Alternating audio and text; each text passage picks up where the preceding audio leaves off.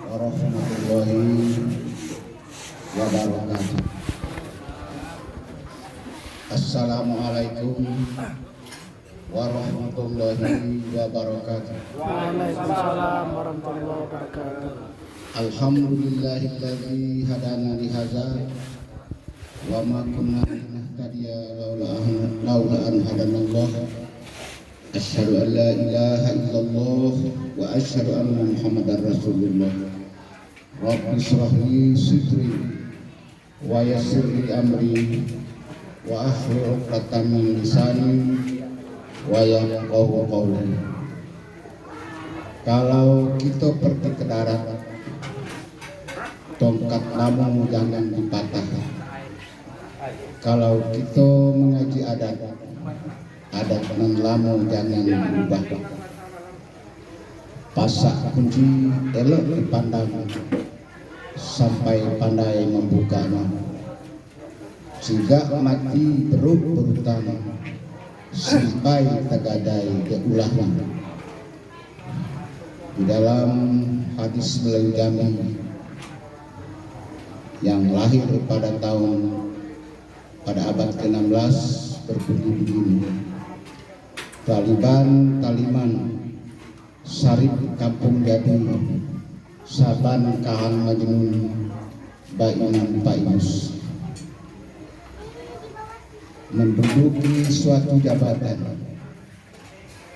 tidak punya ilmu, tidak mau belajar, laksana orang gilo mengaku waras. Bapak-bapak yang saya muliakan, kecil tidak disebut nama, sedang tidak disebut gelar. Saya mohon maaf, malam ini barangkali tidak tepat waktunya saya untuk menguraikan kepada kami, kepada bapak-bapak. Saya tahu bapak-bapak lebih pintar dari saya. Hanya karena saya menjadi wakil ketua lembaga dan provinsi Jambi sudah lebih dari 13 tahun, merupakan sebuah amanah yang sulit saya pertanggungjawabkan kepada Allah Subhanahu wa Ta'ala, karena bergeraknya LAM Provinsi Jambi harus ada dukungan dana, jadi dana itu sangat kurang sekali, sehingga hampir tidak ada program dan hampir tidak ada kegiatan, sehingga honor saya yang hanya 50.000 per bulan, rasanya saya tidak bisa bertanggung jawab kepada Allah Subhanahu wa Ta'ala nanti pada masanya. Oleh karena itu saya mencuri waktu, kesempatan untuk menyampaikan pesan-pesan adat. Karena selama ini yang saya lihat, orang menyampaikan pantun, suku adat itu sudah dibilang tokoh adat, sehingga di Provinsi Jambi ini ribuan tokoh adat. Sayangnya yang namanya tokoh hukum adat masih bisa dihitung dengan jari, sehingga Jambi ini timbullah krisis akhlak, krisis moral, terjadi peluk cium di tempat-tempat remang, cinta kilat di tempat-tempat sepi. Anak-anak muda tidak malu lagi melanggar perintah agama dan perintah adat. Lalu kalau kita bertanya, salah siapa? Salah kita yang hidup hari ini. Dosa siapa? Dosa kita yang hidup hari ini.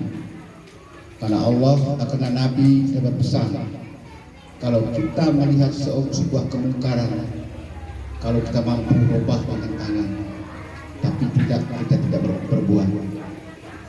Kalau kita mampu kalau tidak mampu dengan tangan, rubah dengan kata-kata, toh juga itu tidak buat. Baru kalau tidak mampu dengan perkataan, hanya dengan doa atau dari hati saja. Inilah sempurna iman. Jadi kita ini termasuk saya tergolong orang yang lemah ini. Saya mohon maaf kepada bapak-bapak dalam acara syukuran yang diadakan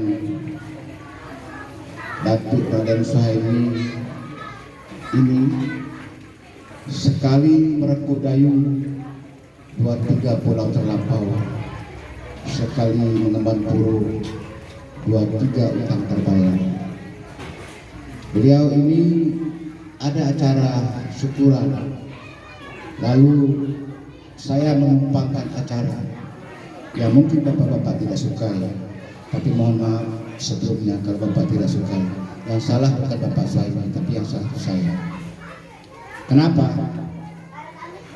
Karena menurut hukum adat Jambi, kecil disebut namu, pedang disebut gelang.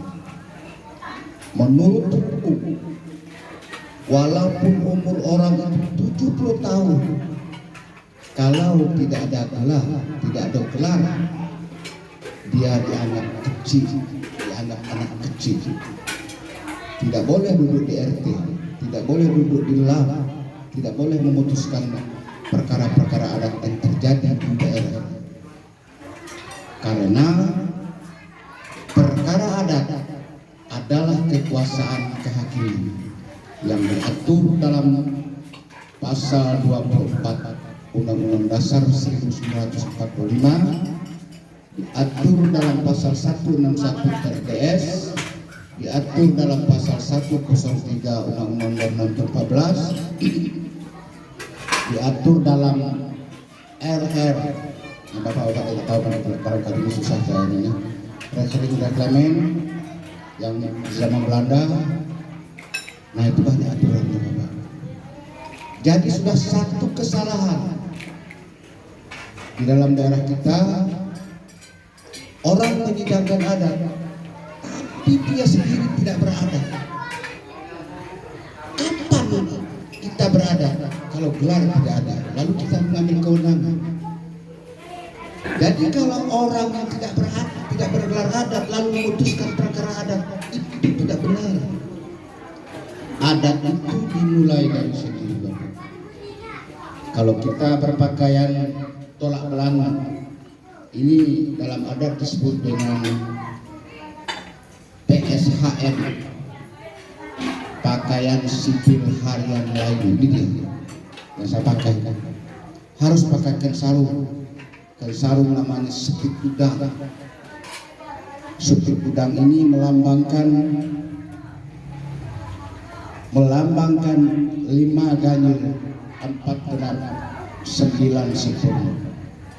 5 ganjil adalah pucuk undang jantre tanggo batu, cermin gedang nentak kabur, lantak dalam nentak goyah, kaping dan tekan sungguh, kato pakat, tak lapuk di hujan, tak lekat. Kemudian adat yang 4, adat yang sebenar adat, adat yang teradat, adat yang diadatkan, dan adat istiadat. Lalu dari pucuk undang sebagai sumber hukum adat, kemudian tapai dalam adat 4 sebagai hukum dasar atau Undang-Undang Dasar Negara Kerajaan Islam Melayu Jambi mulai dari 1502 Masehi sampai 1906. Inilah Undang-Undang Dasar. Atau kalau sekarang bisa disebut dengan penggolongan hukum yang ada di bumi. Semua hukum yang ada di bumi Allah yang kita diami ini masih dalam adat yang 4. Dari adat yang 4 dibuatlah oleh orang Kehitam dulu di Bukit Seguntang dengan rapat besar adat, dengan memotong kerbau tengah dua, yaitu 9 macam hukum atau hukum adat 97. 5 disebut hukum, 4 disebut undang. Nah, barangkali kalau saya uraikan ujung Bapak mendengar, tapi nggak apa-apa, kuliah gratis. Sebagai siapa yang nggak suka, ya kalau mau pulang juga nggak apa-apa. Bapak-bapak, barangkali apa yang saya uraikan ini Bapak tidak akan mendengar tidak? Karena satu-satunya mantan ketua pengadilan negeri kelas 1 yang duduk di LAM di seluruh Indonesia ini hanya Dr. Agus Soleh ini, hanya saya sendiri. Saya walaupun jelek-jelek gini Pak, dulu kan juga saya pernah menjadi hakim tidak lama, kurang lebih 31 tahun. Pernah menjadi ketua pengadilan negeri tidak lama, kira-kira 8 tahun di 2 tempat. Saya keliling Pak petugas dari Aceh, ke Palembang, ke Jakarta, terus ke Sulawesi, akhirnya balik ke Bengkulu, balik ke Jambi, balik ke Padang, lalu pensiun dengan pangkat hakim utama 4E. Karena tidak ada lagi pangkat sesudah itu, saya tak pensiun saja. Itulah saya Bapak. Saya orang Jakarta, orang kampung Pak. Orang kampung, anak yatim umur 3 tahun ayah meninggal, sekolah di Jakarta, bekerja di kantor gubernur 6 tahun lamanya kantor gubernur Jakarta DKI, tapi tidak betah, akhirnya jadi hakim. Nah, itulah saya. Jadi orang seperti saya ini langka. Dr. Agus Soleh itu hanya 1 di muka bumi ini Pak. Kalau ada 2 dia abunuh saja supaya langka lagi. Bapak-bapak yang saya muliakan, jadi beliau ini dulu sudah diberi gelar oleh Umur Sidi Sufik Gadinda Maju, sebuah badan pengkajian hukum adat Melayu Jambi yang kami dirikan kurang lebih pada tahun 18 dulu. Semuanya sudah kami gelar dengan rencana akan dikukuhkan kembali sesuai dengan aturan adat, tetapi kita ini ditimpa oleh musibah yang bernama COVID. Nah, susah sekali. Mari kita kembali ke belakang. Saya jelaskan sepintas saja. Sumber hukumnya pertama diundang. 1 adalah titian treh tanggobatu. Bapak-bapak kalau hanya melihat literalnya, titian treh tanggobatu itu kan titian treh, titian dari kayu kai, fosil durian, kira-kira gitu. Tanggo batu, tanggo yang dibuat dari batu atau tanggo semen. Itu bahasa peribahasa dari segi lowat. Tetapi Bapak, ini bukan seperti itu. Titian treh tanggo batu itu adalah ayat Allah. Ayat Allah itu ada 2. Pertama, ayat Allah yang ada dalam Al-Quran kita sebut dengan wahyu. Yang kedua, ayat Allah yang ada di alam semesta ini kita sebut dengan hukum alam. Hubungannya adalah apabila ayat Allah dalam Al-Quran berupa perintah dan larangan tidak kita laksanakan, maka ayat Allah yang ada di alam semesta ini dengan izin Allah akan marah. Nah, itu bisa kita buktikan dengan pengetahuan. Nah, jelas kita sekarang kena COVID. Kenapa COVID? Karena segala perangai anak umat manusia di zaman Nabi Nuh sudah ada di dalam. Perangai anak manusia di zaman Nabi Lut ada di dalam. Zaman Nabi Fir'aun ada di dalam. Hampir semua. Itu sudah jadi Allah. Apabila negeri berbuat maksiat, akan kami hancurkan kami. Itu nah, barangkali tidak terlalu penting, tidak perlu saya uraikan kepanjang ya. Kemudian cermin tak gabur dalam tak goyah. Nah, lalu kembali kepada hukum dan limo. Hukum dan limo ini Pertama, hukum tentang orang. Hukum tentang orang ini mengatur hak dan kewajiban. Orang mempunyai hak dan mempunyai hak semenjak dalam kandung. Menurut hukum adat bunyinya begini: setiap orang mempunyai hak sejak berada dalam kandungan ibu selama kepentingannya menghendaki. Bila dia mati ketika lahir, dianggap dia tidak pernah ada. Hak-hak itulah yang diatur dalam hukum.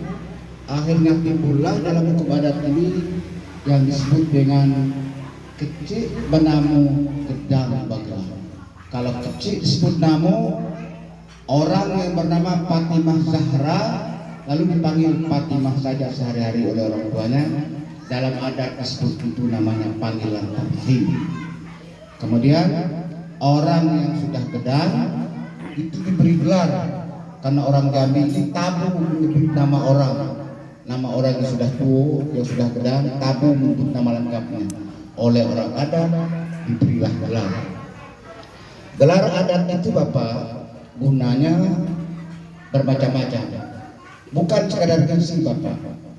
Gelar itu tidak dapat dibeli, sekaya apapun Bapak, segepok apapun uang Bapak, tidak ada toko yang membeli gelar. Jadi gelar tidak bisa dibeli. Tapi gelar juga tidak laku dijual. Tidak ada orang yang mau beli gelar. Saya bergelar Adipati Cendejo Argo Kantora itu. Tidak ada yang jual, yang orang jual. Kalau saya mau jual juga tidak ada yang mau beli. Tapi gelar pertama adalah merupakan SK, merupakan kewenangan yang diberikan oleh perundang-undangan sebagai orang yang berwenang berhak menyelesaikan silang sengketa yang berada di tengah masyarakat. Sekarang Bapak-bapak bisa bersyukur, oh kalau Pak Mutar saya pernah menyelesaikan sengketa si Anu mati, saya menjatuhkan hukum betul kalau begitu. Karena nasib Bapak belum apes saja.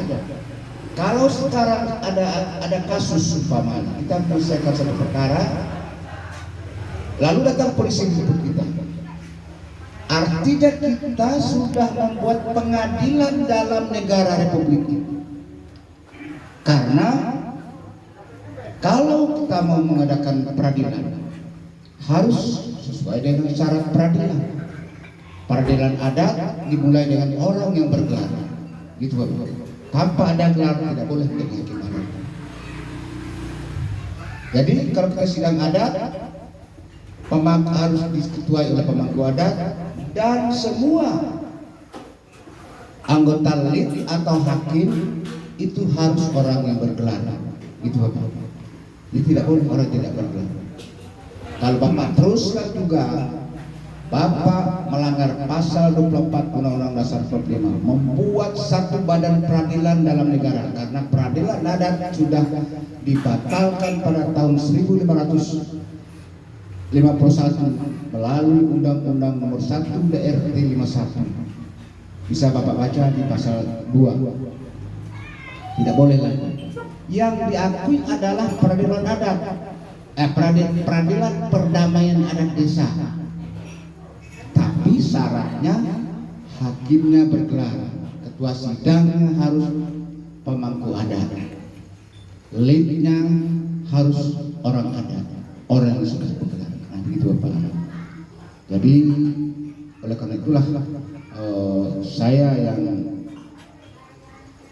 boleh katakan agak mengetahui sedikit, maka saya ajak di provinsi itu kami buatlah Bungu Sigi Sudik Gading Dabai, Badan Pengkajian Hukum Adat, supaya Jambi ini jangan menyimpang. Karena Jambi ini baik harus dimulai dari orang Jambi, tidak mungkin orang lain. Itu Bapak. Nah, jadi kalau orang sudah bergelar, pertama boleh menyelesaikan silang sengketa. Itu yang pertama. Yang kedua, yang saya katakan gelar itu tidak ada tokohnya dan tidak dapat dijual, tidak ada orang yang menjual, tetapi gelar itu Bapak, dia dicuci sehabis air. Habis batang hari ini untuk mencuci gelar itu supaya hilang, tidak akan hilang. Dalam ada disebut dikikis sehabis besi, dicuci sehabis air, gelar tidak pernah hilang. Walaupun tidak ada yang menjual dan juga tidak ada orang yang membeli, karena gelar itu melekat pada diri pribadi dan bisa diwariskan kepada anak cucu.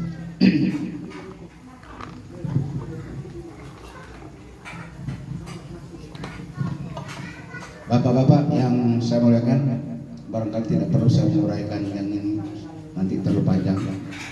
Saya kira Bapak agak tidak bisa lanjutkan saja dengan pemberian gelar. Beliau ini sudah kami angkat, sudah kami beri gelarnya pada tanggal 18, tapi belum sempat dikukuhkan. Maka itu pada malam ini kami dari pengurus Sigi Subit Gading Dama itu yang di bawah naungan Balang Berempat Gedang 7 di Jambi itu akan mengukuhkan gelar.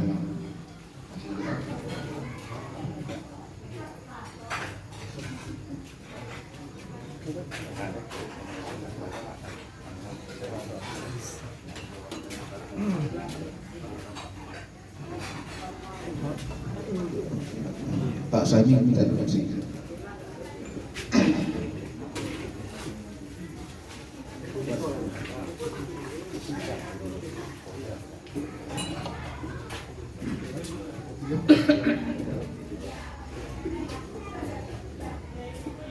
Dengan mengucapkan Bismillahirrahmanirrahim, gelar yang tadinya kami berikan kepada Raden Suhaimi, beliau ini ada dua gelarnya. Pertama gelar jabatan, yaitu Lurah Bupati, karena beliau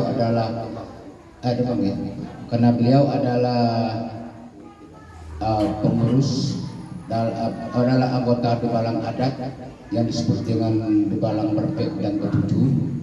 Nah, dia ada 7 orang. Nah, 7 orang itu salah satunya adalah Demang Depati.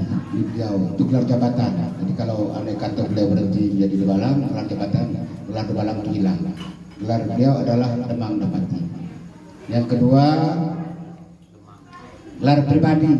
Nah, gelar pribadi ini adalah Raden Suhaimi Rampak Kemang, Pangeran Rampak Kemang.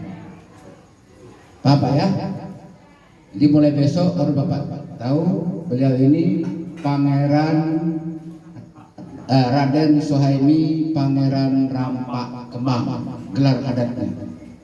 Gelar Pangeran Rampak Kemang ini adalah gelar yang melekat, boleh diwariskan kepada anak cucu. Artinya mati kucing, miaunya tinggal. Itu menurut ada. Kemudian Bapak Suhaimi, setuju kita Pak? Ya, setuju. Melalui Cerano Silis Nampan, Cerano Anggun gagak hinggap, tegak bagai tiung terbang, lentik bagai elang menari, berisi sirih limo sekawan, sirih ganti darah, pinang ganti jantung, kapu ganti benang, gami ganti lipo, tembakau ganti empedu, dan selembar keris lambang kekuatan atau lambang tulang orang jahat yang akan disisipkan kepada beliau Bapak, merupakan tanda hati suci, muka jernih, memberikan gelar adat kepada Bapak yang disebut dengan Rampak Kemang, Pangeran Rampak Kemang. Dengan mengucapkan Bismillahirrahmanirrahim, Saudara Suhaimi ini keris Kanti Setio. Ini keris Kanti Setio yang dapat Bapak gunakan untuk meretas unak dan duri, menyelesaikan silang sengketa yang berada di lingkungan saudara. Semoga Allah yang Maha Kuasa meridhoi dan melindungi saudara sekeluarga. Selamat.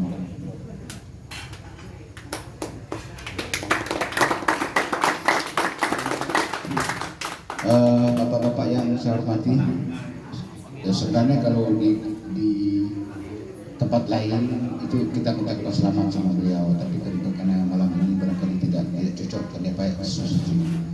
Jadi barangkali itulah yang saya dapat sampaikan.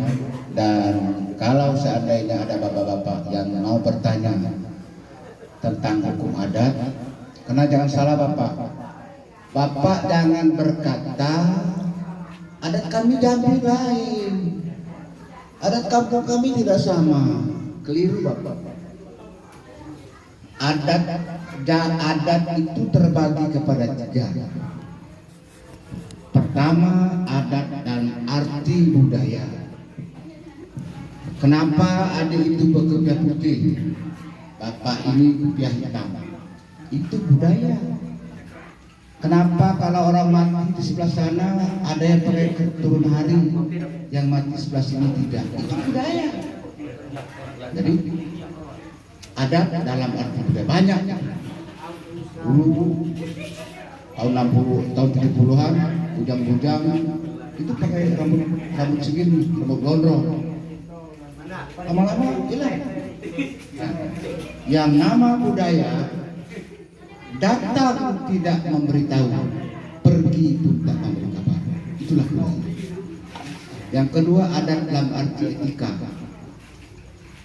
Kenapa kita kalau lewat di depan orang tua kita menunduk? Ada juga yang jalan saja, ada yang mundur. Di Jawa banyak mundur. Nah, ini namanya adat dalam arti etika. Jadi etika itu, etika dan budaya itu berbeda-beda di tiap daerah. Karena tergantung pada situasi daerah. Masih ambil contoh. Ini kopiah saya kan? Saya punya kopiah. Biasanya budaya orang berkopiah kan begini, sesuai dengan etika. Lalu kalau saya buat begini, gimana Bapak? Apa yang salah? Kopiah saya, kepala saya. Tapi dari segi budaya, dari segi etika, ini kopiah mahkota, lambang perahu Pajang 9, sangat luar sesak kemudi, bukan sangat rumpung dengan rempan, cekak dengan bala, tapi sangat diadat dengan pusako, pegang dengan pemakai, maka dia runcing ke depan, runcing ke belakang. Dibawa oleh Buddha Brahmana, kurang lebih di abad ke-1 Masehi ke Jambi. Kan orang dari itu runcing. Nah, itu budaya Bapak. Jadi kalau secara panjang dia. Yang kedua, yang ketiga, jadi pertama adat dalam arti budaya, yang kedua adat dalam arti etika, yang ketiga adat dalam arti hukum. Adat dalam arti hukum Bapak, di seluruh Jambi ini satu hukum. Ini dia. Hukum itu yang berseri-sara hukum perorangan, hukum perikatan, hukum perkawinan, hukum pewarisan, hukum tanah dan air, undang rajo, undang kampung, undang lari jajo, undang rajo, undang kampung, undang lari jajo, dan undang 20. Undang 20 pun berbeda dengan Minangkabau. Undang 20 kalau Minangkabau dari anak terdiri dari undang 8 tambah anak undang 12. Kalau di Jambi tidak. Undang 20 terdiri dari undang 8 ditambah dengan undang 12. Jadi bukan anak undang 12. Gitu Pak. Ini mengatur kehidupan manusia mulai dari kandungan sampai mati. Sampai dikubur. Kuburan pun kalau diganggu diatur oleh kebenaran tidak boleh. Tapi tidak ada waktu saya menguraikan di sini. Maka saya menulis buku. Aduh, Pak. Menulis sebuah buku. Saya mengadakan penelitian Pak selama 48 tahun. Bayangkan. 48 tahun saya mengadakan penelitian dengan studi banding 6 provinsi. DKI Jakarta, Betawi, Aceh, Palembang, Sulawesi Selatan, Riau, Turjang Lebong, Jambi, Padang. Nah, inilah dia adat Jambi.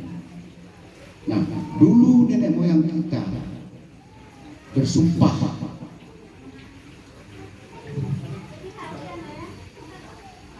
nah ini Pak, yang saya tulis itu buku hukum adat Jambi. Saya beri judul Sub Gading Dama Itu Hukum Adat Mulai Jambi. Saya tulis di belakangnya, hei orang Jambi, seluruhnya mau profesor, doktor apa saja, mau pangkat tinggi, mau pangkat rendah, tidak salah bagi saya. Saya katakan di sini, hidup jangan mengepalang. Tidak kayu berani pakai, tidak sombong berani kabit, takut habis jangan berlek. Kalau orang adat tidak mau berdebat, tidak usah jadi orang adat. Kalau Anda menguasai hukum adat Jambi, menguasai Undang 20, menguasai anak Undang 12, menguasai Undang 12, mari berdebat dengan Mukhtar Agus Khalid SH untuk memperbaiki hukum adat Jambi. Ini satu sisi. Nah, jadi bapak-bapak ingin saya katakan hukum adat itu satu. Karena hukum adat itu yang membuatnya negara. Rajo dibuat dalam rapat adat, 4 kali rapat adat Pak selama mulai dari Kerajaan Melayu sampai hari ini. 1 rapat adat di Bukit Siguntang berjalan tanggal 16 Juli 1502 Masehi atau 1 Muharram 908 Masehi, memadukan adat dengan syarat keluarlah adat Pesisir. Yang kedua, rapat adat di Bukit Sejauh Laut, potong kerbau dengan Bojogo, memadukan undang dengan itu. Yang ketiga, rapat adat di Bukit Tinggi 1842, Belanda melarang hakim adat menjatuhkan hukum mati, hukum buangan, hukum pancung, tidak boleh hukuman badan, baru hukum denda saja. Begitu Bang. Yang keempat, rapat adat di Tanah Pilih 1908 Masehi, Belanda menetapkan standar emas untuk denda untuk pampas. Itu kira-kira. Kalau Bapak bertanya, Pak Muhtar, kapan hukum adat Jambi ada? Hukum adat Jambi ada bagaikan jalan setapak di tengah rimbo.